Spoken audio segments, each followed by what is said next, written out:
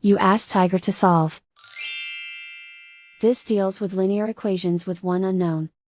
The final result is j equals -10. Let's solve it step by step. Simplify the expression. Expand the parentheses. Multiply the coefficients.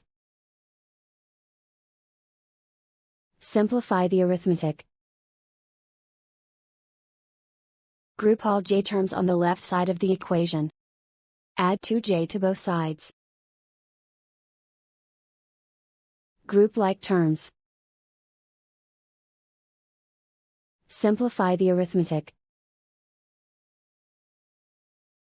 Group like terms. Simplify the arithmetic.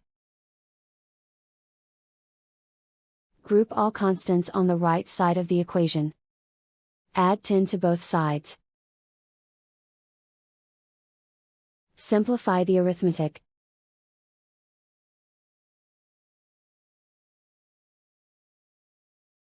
Isolate the j. Divide both sides by -2. Cancel out the negatives. Simplify the fraction. Move the negative sign from the denominator to the numerator.